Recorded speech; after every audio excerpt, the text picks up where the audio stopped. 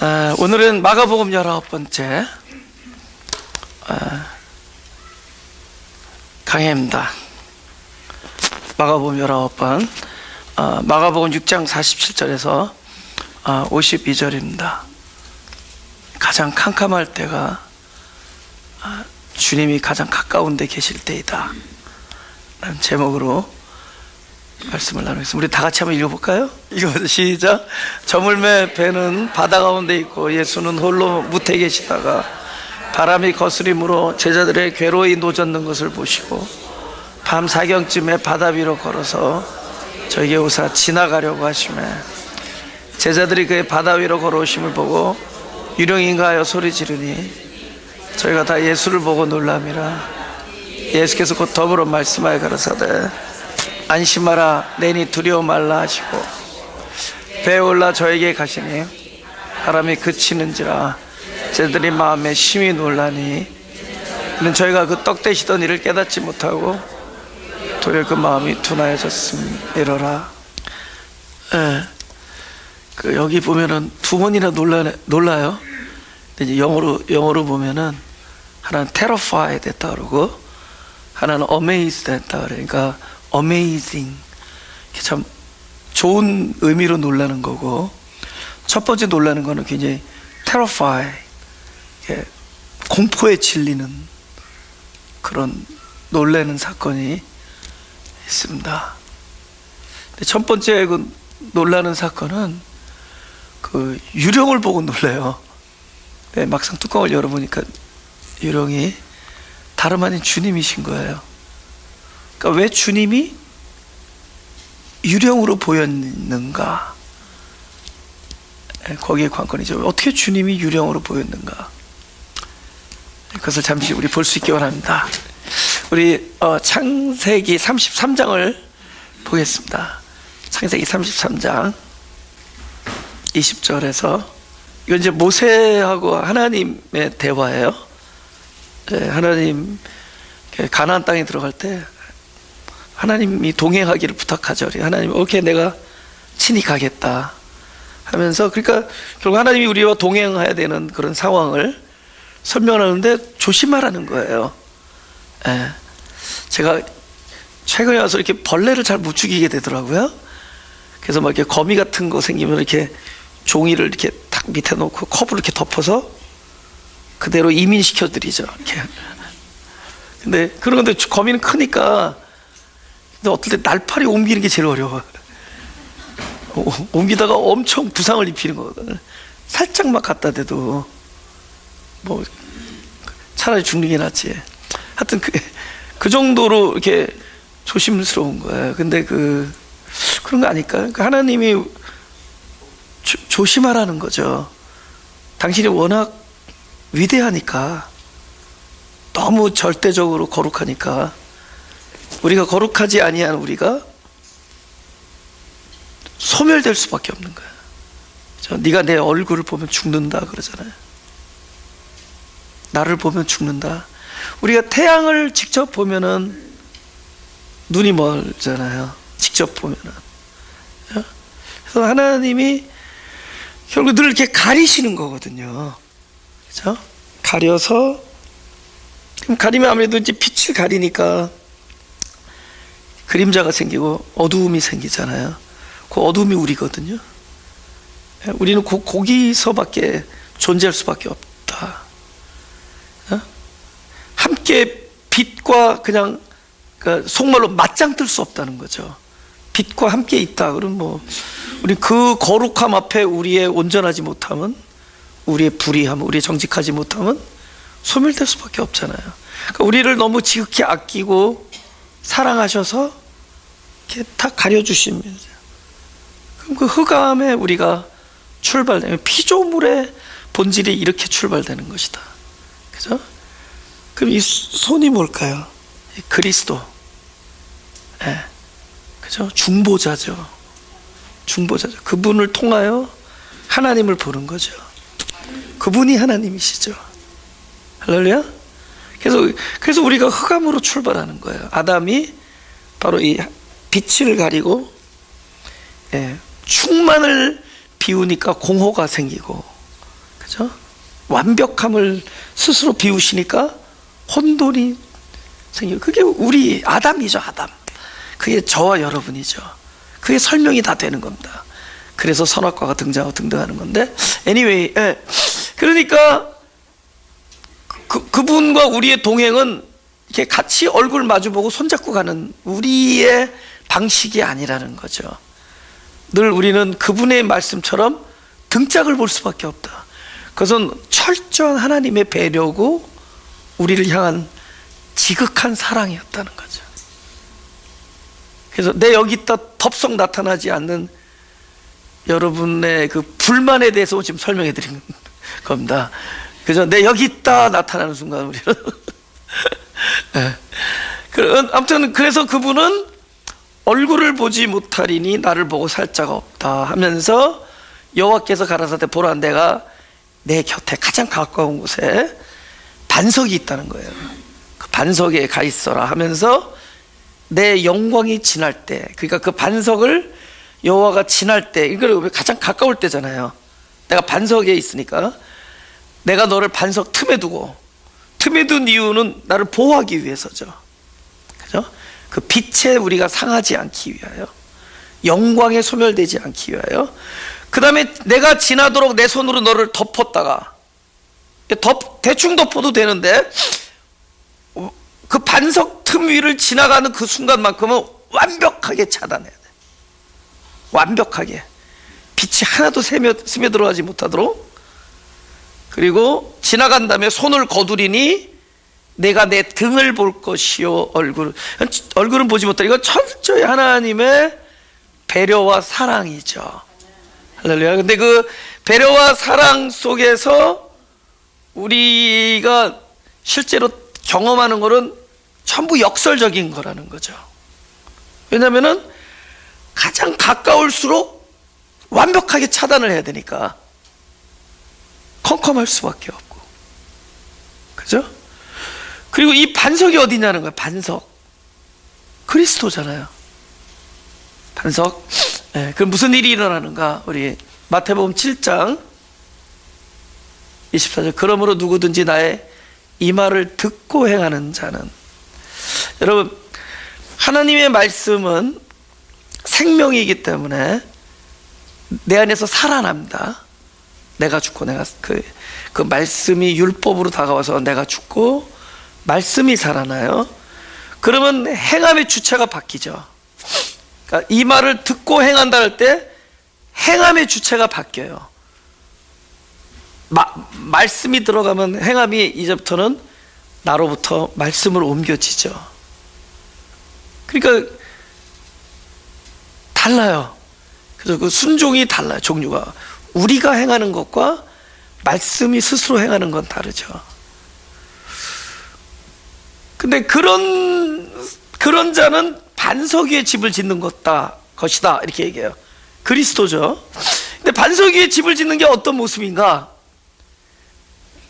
반석에 비가 안 내린다, 내린다? 내려요. 반석 위에 창수가 안 난다, 난다? 난다. 바람이 분다. 비가 내리고 창수가 나고 바람이 불고 그 집에 부딪힌다. 근데 무너지지 않는다. 그죠? 그러니까 우리가 반석 위에 있으면, 그러니까 그 모세를 반석 위에 놔두잖아요. 반석 틈에. 그러니까 우리는 그 장면만 생각하지만 우리 일생을 통해서 이 그림을 대입해 보자고요. 우리 일생에 하나님께서 나를 너무 배려하시고 사랑해서 가장 가까이 오실 때 나를 반석 틈에 탁 놔둬요. 그리스도의 품 안에 있죠. 그러면 어떤 일이 나느냐? 비가 내리고 바람이 부딪히고 창수가 나고 이런 거예요. 바람이 불고 부딪힌다.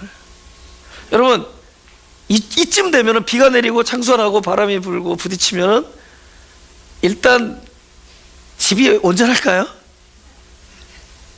집 무너지죠. 집이 무너져요. 그 집은 무너지고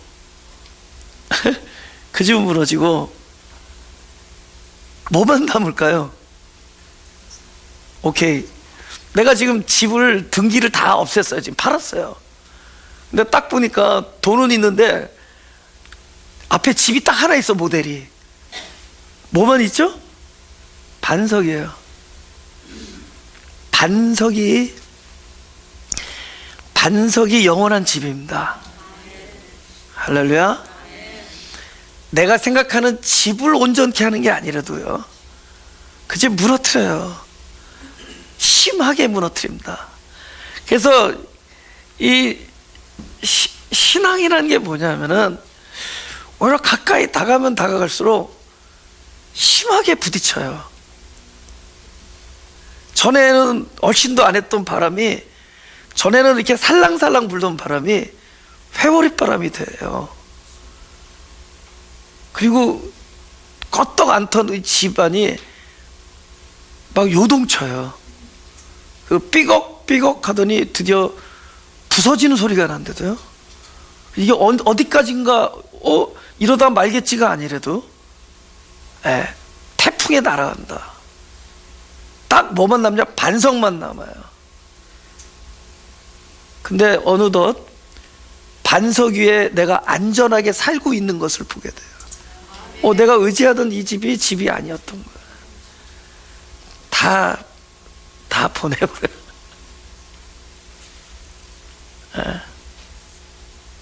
희한하죠? 우리가 지금 무거운 짐을 지면은, 하나님 무거워요. 그러면 이렇게 픽업해 좀, 이렇게 좀 들어주면 되잖아요. 근데 더 무겁게, 요만한 돌 때문에 무거운데 이번엔 바위 덩어리가 얹어줘. 그러면 견디다 못해 어떻게 되죠? 견디다 못해 쓰러질 때, 쓰러지니까 하나도 안 무거워. 버틸래니까 무겁대도. 이것을 들고 똑바로 서 있어야 된다는 나의 생각이 나를 무겁게 만드는 거예요. 근데 견디다 못해 쓰러지면 안 무겁대도요. 그러니까 하나님, 우리가 생각하지 않는 방식으로 당신의 뜻을 이루십니다. 그러니까 우리를 반석 위에 어떻게 세우느냐? 우리의 집을 다 날려버려요. 우리가 생각한 집들을 다 날려버려요. 그래서 반석이 곧 우리의 집이 되게 합니다. 할렐루야. 그러니까 보세요. 지금 하나님께서 이렇게 말씀하셔요. 내가 너를 지날 때 너를 내 곁에 있는 반석에 두게 하리니. 그러니까 가장 하나님과 가깝잖아요. 근데 반석에 딱 들어가면은 회오리 바람이 몰아쳐요. 그래서 우리가 이렇게 우산 쓰고 있는 거 날아가고 뭐 붙들고 있는 거 날아가고, 그죠? 이게 우리 안식처라고 생각하는 거 다 부서뜨립니다. 그 반석이 우리의 피난처고, 반석이 나의 요새고, 반석이 나의 처소가 되게 하기 위하여, 그러니까 강풍이 몰아친다고요. 가까울수록 광풍이 몰아치고, 가까이 계실수록 이게 빛을 차단하니까 캄캄해요. 그 우리 입장에서 거꾸로 가장 캄캄할 때 그분이 가까이 있는 거예요. 묵상. 캄캄할 때 이제는 보지 않고 계시는 것을 알게 되는 거예요. 그게 보는 겁니다. 소위 우리가 말하는 영적으로 보는 거예요. 캄캄하면 안 보이잖아요. 묵상.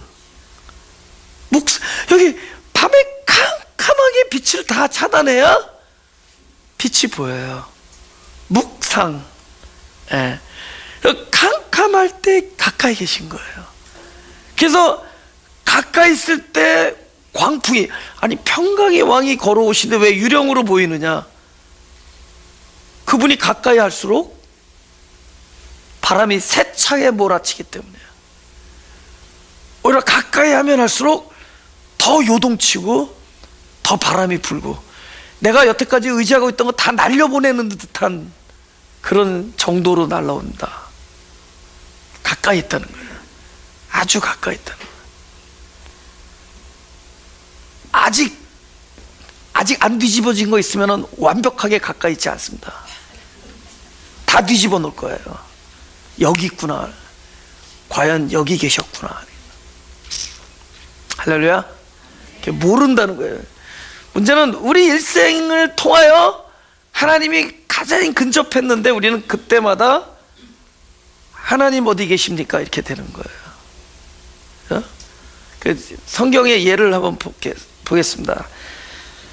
창세기 32장 24절 25절입니다. 야곱은 홀로 남았더니 어떤 사람이 날이 새도록 야곱과 씨름하다가 그 사람이 자기가 야곱을 이기지 못함을 보고 야곱의 환도뼈를 치매 야곱의 환도뼈가 그 사람과 씨름할 때 위골되었더라. 그러니까 씨름은 이렇게 어게인스트 하는 거잖아요. 서로 이렇게 상반된 의지를 갖고 있는 거잖아요. 씨름은 둘이서 의지가 같으면 어깨 동무하지 씨름하겠어요? 그죠? 같이 이렇게 그 뭐하죠? 쎄쎄쎄 하고 있죠. 그런데 밤새 씨름하는 것은 서로 의지가 다른 거예요. 하나님은 나를 엎으려고 하는데 나는 서 있으려고 그러고, 하나님은 나를 붙들려고 하는데 나는 이걸 떨쳐버리려고 하고, 서로 뜻이 다르니까 씨름하는 겁니다. 그러니까 우리 인생이 하나님과 씨름하는 거예요. 예? 계속 씨름해요. 예. 그래서 도저히 못 이기겠다 이러는 거예요. 내가 참 내가 지은 피조물이지만 참 도저히 못 이기겠다. 그래서 하나님이 드디어 손을 들어서 환도뼈를 치죠. 예. 그러면 하나님 앞에 우리의 존재가 가장 연약한 자가 되어버리죠. 연약한 자가 되니까 그 연약한 자의 손길을 뿌리치지 못하는 게 하나님의 긍휼하심이죠. 그 손이 제일 무서운 손이죠. 힘이 없는 손으로 붙잡으니까 그걸 떨쳐버리지를 못해. 그래서 이름을 주고 승리자로 만듭니다. 그러니까 나를 딱 붙들었는데 이게 너무 힘이 없어. 그러니까 이걸 못 떠나는 거예요.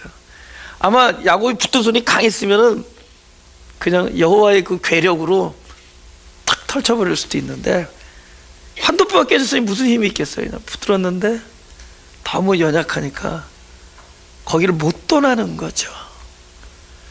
그러니까 우리의 약함이 하나님을 이렇게, 하나님이 우리를 더욱더 불쌍히 여기게 만들죠.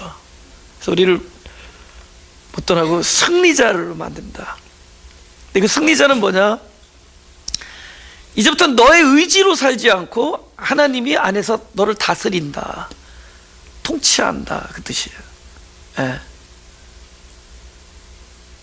그러니까 이 이스라엘이 되기까지, 이스라엘이 되고 나서도 지금 뭐 온몸이 뭐 만신창이잖아요.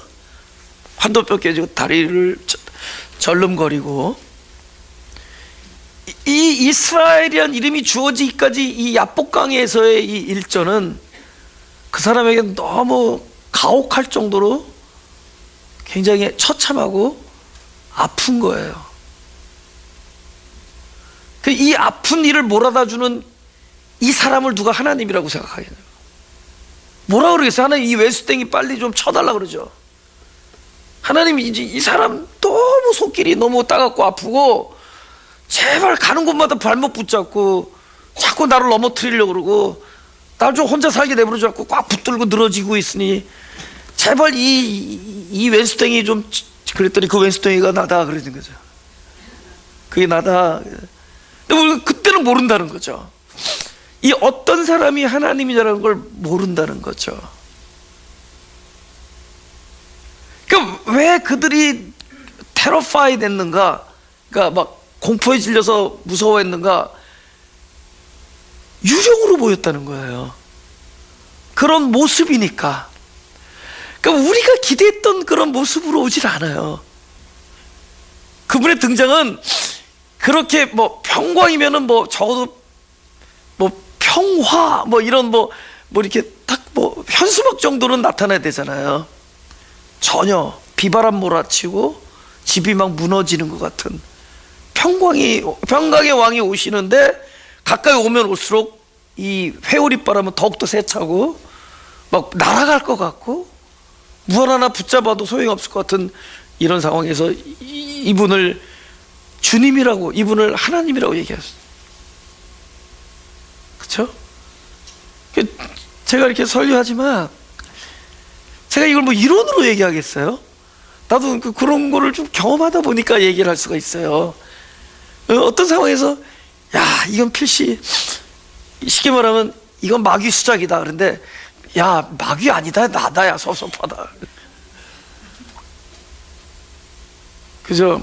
야 이거는 진짜 이 어떤 사람은 이건 진짜 이건 나쁜 사람 아니에요. 하나님의 손길이에요. 아 근데 왜 나 환도뼈를 건드리고 왜 나를 다리를 절게 만들고 그죠? 내 일생 내내가 나타나서 왜 내 이 의지와 상반되는 쪽으로 자꾸 나를 꺾으려고 하십니까? 그게 하나님이 나와 가까이 있다는 거죠. 가장 가까이 있다는 겁니다. 그 얘기를 하시는 거거든요. 우리는 모른다는 거죠. 우리는 알 수 없다. 이번에는 좀 아까 오지랖 넓은 사람 얘기를 할게요. 창세기 37장 여기 있군요. 37장 15절 17절. 이번에도 어떤 사람이 나타나요? 이번에는 아까 그 야곱의 아들 요셉에게 나타난다. 요셉이 그 먼 길을 아버지 심부름 때문에 형 10명을 만나려고 찾아갔는데 찾을 수가 없어요. 그래서 길에서 헤매는데 딱 어떤 사람을 만난 거예요. 그가 들에서 방황한. 그러니까 막 그 요셉이 방황하니까 내가 무엇을 찾느냐 그랬더니 형을 찾는다. 그러니까 그 우리 형 양치는 거 못 봤냐 물어보는 거예요. 그러니까 17절에 그 사람이 가로되 그들이 여기서 떠났느니라. 내가 그들의 말을 들으니 도단으로 가자 하더라. 요셉이 형들의 뒤를 따라 도단에서 그러니까 도단이라는 얘기를 이 사람이 해줘요. 어떤 사람이, 그죠? 어떤 사람 만나는 바람에 도단이라는 곳에 있다는 얘기를 해줘요. 그래서 도단 가는 바람에 그때부터 고생길이 탁 열리잖아요. 그러니까 여러분 어떤 사람 만나서 고생길 열리신 그 어떤 사람 다 있단 말이죠. 이 사람이 구덩이에 딱 들어 제일 먼저 누가 생각하면 그 사람이 왜 도단 얘기해줘가지고, 그죠? 근데 그 사람도 참 오지랖이지 뭐 쓸데없이 나 한 얘기 듣고 뭐 와서 얘기해 주자고. 그래서 근데 나중에 보니까 이 어떤 사람이 아버지 때 나타난 그 어떤 사람이야. 그죠? 하나님의 손길이라는 거죠. 당장에는 이 어떤 사람 때문에 나는 지금 뭐 감옥살이, 노예 생활, 뭐 그저 앞을 볼 수 없는, 한치도 볼 수 없는 생사의 뭐 귀로 이런 걸 다 경험하죠. 얼마나 힘들어요. 그 어떤 사람이 어떤 심중에 분명히 이렇게 박혀 있을 거라는 거죠. 근데 그 어떤 사람이 야복강에서 아버지와 씨름하던 그 사람이었고, 그 사람이 아버지 때도 유령으로 받고 나 때도 나는 이렇게 나 때는 유령으로 하면 나는 재수 없는 사람으로 보죠. 근데 그 사람이 하나님이었던 거예요. 예. 모른다는 거죠. 근데 왜 우리가 하나님인 걸 모르냐? 하나님의 임재와 너무 어울리지가 않는 거야. 그죠? 치열한 싸움, 그죠? 그 다음에 부상, 그죠? 온전하지 못함, 집이 부서지고 세찬 바람이 불고, 그 다음에 뭐 형들의 배신, 감옥, 이거 전부 이거 뭐야? 이거 도저히 이걸 주님의 임재라고 볼 수가 없다. 그때 하나님이 계셨다. 그러니까 바다 위로 걸어오는데 이게 유령으로 보인다는 거예요. 근데 사실은 유령이 아니라는 거죠. 그러니까 그 모습이다라는, 이거는 누구나 우리 항해, 우리 일생을 항해한다 그러잖아요. 항해하는 우리의 일생에 걸어오시는 주님이 이렇게 보인다는 겁니다. 그럴 때마다 우리는 frightened 한다는 거죠. frightening 하고 우리는 그럴 때마다 이렇게 terrified 된다, 공포에 질린다는 거죠. 그러나 그분이 이렇게 말씀하세요. 내니 두려워 말라. 안심하라. 내니 두려워 말라. 이렇게 얘기하는 거예요. 할렐루야. 그곳에서 여기 전에 안심하라. 내니 두려워 말라. 그러니까 여러분, 우리가 주님을 이렇게 만약 우리가 찬송가 가사에 안심하니 내니 두려워 말라라는 찬송을 한다고 치자고요. 그럼 우리 이 찬송가를 부르기 전에 이 무대 배경은 뭐였냐? 광풍이 몰아치고 막 감옥의 창살에 막 생사를 알 수 없는 나날과 부모와의 헤어짐과 찢어짐과 배신과 격동과 억울함과 분노와 이런 것들 가득 차 있어야 돼요. 이거는 그 그냥 울려 퍼지는 찬송이 아니라도요, 다른 때 나다 감동이 안 돼요. 근데 유령인 줄 알았는데 나다 그러면 이거 감동되는 거죠. 귀신인 줄 알았는데, 마귀 역사인 줄 알았는데 하나님이 계셨다, 이거죠. 아무 때나 안심이 되겠어요? 도저히 안심할 수 없는 상황에서 Christ, Jesus Christ, 예수 그리스도를 보게 되면은 두려워하지 않겠다. 할렐루야. 그럴 때 야곱의 가장 위대한 고백, 창세기 28장 16절의 고백이 나오는 겁니다. 다 같이 시작. 야곱이 잠이 깨어 가로되 여호와께서 과연 여기 계시거늘 내가 알지 못했도다. 이게 가장 위대한 고백이라는 거죠. 여호와가 여기 계시구나. He was right there. 그 반석 틈에서 갑자기 어둠이 몰아치고 하늘을 이렇게 딱 바위 틈으로 하늘을 보는데 캄캄해지고 아무것도 안 보여. 하나님 어디 계십니까? 가장 가까이 계신 거예요. 안 계신 것 같은데 가까이 계신 거예요. 그죠? 비가 내리고 창수가 나고 바람이 불고 집이 부딪힐 때 내가 반석 위에 있다는 겁니다. 우리 두 번째 놀라는 걸 보죠. 우리 51절 52절 다 같이 읽어볼까요? 시작. 배올라 저에게 가시니 바람이 그치는지라 제자들이 마음에 심히 놀라니 이는 저희가 그 떡 떼시던 일을 깨닫지 못하고 도리어 그 마음이 둔하여졌습니다. 예수님이 이렇게 기적들을 행하신 다음에 이런 얘기 많이 하죠. 얘기하지 말라 그러죠. 그죠? 아무에게도 얘기하지 말라, 경계하셨다, 이런 얘기. 이건 이제 변화산 같은, 저희가 이제 금요 예배마다 누가복음을 이제 강의하는데, 요즘 이제 변화산 이야기하는데, 변화산에 놀랍잖아요. 놀라운 일이 있었잖아요. 예수님이 막 영광이 하얀 옷처럼 광채가 빛나고, 그다음에 막 구름에서 소리 들리고, 막 엘리야하고 모세가 이야기하고, 뭐 이런 것들 보고 얼마나 놀랬겠어요. 근데 뭐라고 그러시냐면, 내가 죽고 살아날 때까지는 이 말을 아무에게도 하지 말라, 이렇게 얘기해요. 그리고 무슨 기적 같은 거 베푼 다음에 막 죽은 사람이 살아나는데 아무한테도 얘기하지 말라. 그럼 왜 그랬을까? 왜 그랬을까? 여러분, 어떤 사람이 내 얘기를 잘 전달해 줄 사람이 있으면 절대로 나는 아무 말 하지 말란 말을 안 해요. 어떤 사람이 나의 진짜 의도를 잘 전달할 사람이 있다면 오히려 에디파이 해준다, 더 보강해주고 더 이렇게 이거를 잘 보충 설명해 줄 수 있다 그러면 오히려 내 말 하라고 얘기하죠. 그때는 그렇게 얘기는 할 수 있어요. 절대 비밀이야, 이렇게 얘기해요. 그런데 반드시 이건 새 나가는 걸 알기 때문에, 그러니까 그건 오히려 얘기하라는 거예요. 그죠? 얘기하라. 그런데 주님이 아무 말 하지 말라는 거는, 그러니까 본질이 퇴색되기 때문에. 그러니까 예를 들어 이 변화산 얘기가 뭐냐? 변화산은 구름으로 가린 거예요. 그러니까 밑에서 보면 구름밖에 안 보여요. 안이 안 보여요, 산 위가.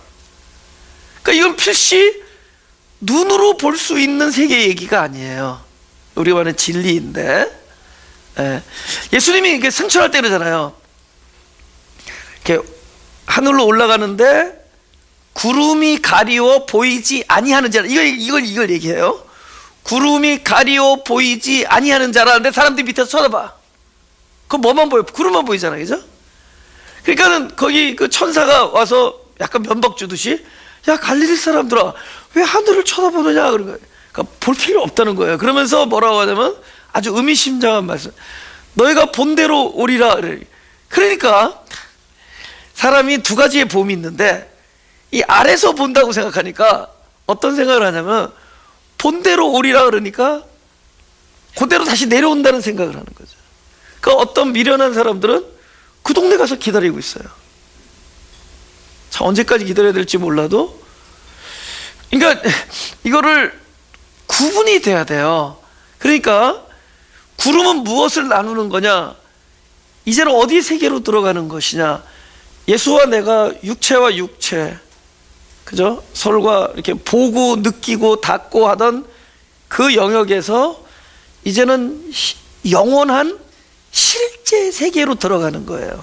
진리의 세계, 변함이 없는. 할렐루야. 그러니까 주님은 우리가 어디까지만 봤느냐? 딱 그 구름이 가려요. 그 이후의 세계는 안 보임으로 보죠. 눈으로 볼 수 없으므로 이제는 들어서 봐야 되겠죠. 뭘로 보겠어요? 진리의 말씀을 들음으로써 보고 영적으로 깨달음으로만 보죠. 하나님께서 영의 눈을 열어줘서 계시해야만 보죠. 이제부터 모르겠어요. 네가 본 대로 뭘 봤어요? 안 보이는 걸 봤죠. 어떻게 오겠어요 앞으로? 이제는 다른 세계로 오겠죠. 진리로 오시겠죠. 이제는 눈으로 본 걸 아니라 보지 못한 봄으로 오겠죠. 할렐루야.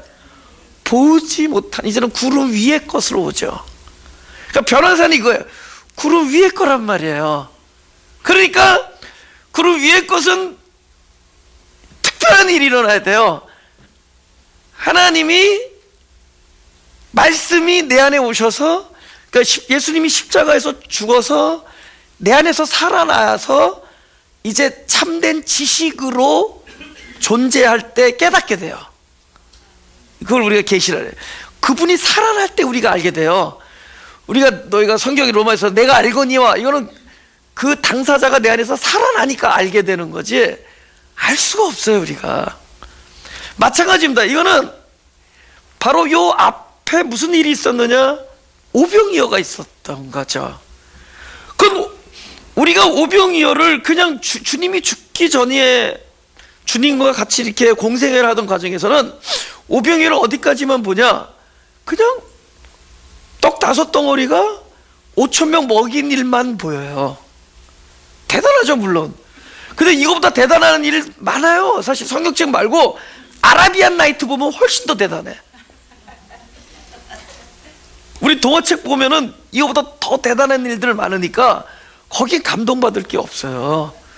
그러니까 떡 5덩어리가 5,000명 먹인 것, 여기로 끝나버린데도 이거는 주님이 죽으셔서 탄생돼야 돼. 어떻게 돼야 되느냐? 여러분, 이 오병이어가 주님의 손에 올려지기까지는 주님이 아니에요. 나예요. 철저히 나의 불가항력입니다. 내 아무것도 할 수 없는 나의 실존. 5,000명에 대하여 내가 갖고 있는 건 이것밖에 안 된다는 내가 올라간 거예요. 그러나 주님의 손에 올라오면 항상 말씀이 입이 열려서 말씀이 씨앗으로 이 밭에 떨어집니다. 그래서 축사하시고 떡을 떼요. 말씀하시고 떡을 떼요. 그 말씀하시면은 그 생명, 그리스도, 씨앗, 성경에서 말하는 자손이 우리 흙으로 만든 이 밭, 오병이어, 아무것도 할 수 없어요. 씨가 떨어지기 전에는 흙에 불과했는데 이곳에 말씀이 떨어지면은 씨와 밭이 연합하여 새 생명을 낳습니다. 이 새 생명은 앞에 처음에 주님의 손이 올라갈 때 나랑 모양은 똑같아요. Same last name. 제가 채시잖아요. 나 요번에 알았는데 지금 대만의 그 여자 그 총통 요번에 그 선거하는 그 여자 라스트 네임이 나랑 같더만. 근데 동생인지 몰랐어요 여태까지. 동생에서 한번 전화라도 한번 해줘야겠어. 예, 한자로 쓰니까 똑같더라고. 차이더라고. 차이. 나는 채고 발음이 다른데, 그러니까 일로 딱 돌아오면 라스트 네임도 같고 이름도 같고 모양도 다 똑같아요. 그러나 주님의 손 위에 올라갈 때까지는 그냥 오병이어예요. 나라는 한 존재, 흑암과 혼돈과 공허라는 이름을 갖고 있는 난데 여기서 새 생명이 탄생돼요. 주님의 손이 올라가려면. 그러면 새 생명이 탄생되면 여기서는 모양은 같지만 생명인 자가 그리스도예요. 그래서 레마를 이야기하고 깨달음이 있고, 그럼 여기서 뭐가 일어나? 가장 중요한 거, 오병이어. 여기서 뭐 어떤 일이 일어난다? 쪼개는 일이 일어나. 이거는 창세기에 예언한 거예요. 그렇죠? 너는 잉태하는 고통을 더하리니. 그렇죠? 잉태하는 것, 그러니까 우리가 하나님의 말씀이 내 안에 들어오면은 이 영적 잉태, 아들을 낳는 그 잉태 수고와 해산의 고통이 우리에게 따르는 거예요. 우리가 그 수고를 통해서 생명을 낳는데, 그 생명 안에 내가 살지만 이 안에서 성경에서 말하는 내가 그리스도와 그리스도 안에 내가, 이게 여기서 이루어지는 거예요. 근데 내가 그리스도 안에서 살고 그리스도가 내 안에서 사는 이 일이 이루어지려면 반드시 잉태 고통, 이것이 주님의 손 위에서 떡이 쪼개지는 일들이었고, 이것이 바로 풍랑의 고통이었던 거예요. 그러니까 이 어두운 풍랑이 오고 이러면은 이것이 내가 쪼개지는 것이고, 이것이 생명을 낳는 일이고, 이 생명은 결국은 바다 위를 걷는 생명이 태어나는 것이고, 이거 초월한다는 거거든요. 이런 생명이 난다. 이거를 깨달을 수가 없었죠. 왜? 언제? 어떻게 돼요? 말씀이 내 안에서 다시 살아나면 그리스도가 십자가에 먼저 죽어야 돼요. 그래서 십자가에 죽고 어디서 살아나느냐? 죽은 자들 가운데서 살아나야 돼요. 내 안에 와서 살아나야 된다고요. 그 일이 이루어지기 전에는 그들이 둔할 수밖에 없었다. 그래서 여러분들이 제자들보다 수준이 높습니다. 제자들의 대부분의 이야기는 주님이 죽고 부활하시기 전에 제자들이니까. 저는 그 이후의 일을 설명해 드리고 있기 때문에 그래서 너희가 더 큰 일을 하리라 이런 얘기도 하잖아요. 그러니까 알 수가 없었죠. 그 이후의 일을 깨달을 수 없어요. 그거는 그 일이 나에게 이루어져야 돼요. 나에게 경험될 때 깨달음이 되는 겁니다. 그 말씀이 내 안에서 생명으로 태어날 때 영생하도록 있는 양식, 있다 그러잖아요. 생명. 예. 그래서 놀랄 수밖에 없었다. 그러니까 지금 마가교회 성도 여러분들은 놀랄 일이 아니다. 지금 아멘을 해야 될지 못해야 될지 그렇게 얘기하는 겁니다. 근데 왜 놀랄 수밖에 없느냐? 지금 그 위대하고 거창한 일, 하나님이 여기 계셨구나 하는 일이, 그 장면이 뭐냐? 전부 아수라판이고 쑥대밭이 되어 있으니까 거기서 우리가 아멘이 안 나오는 거예요. 그러나 그것이 오히려 가장 가까운 데 있다는 것이다. 네, 마지막으로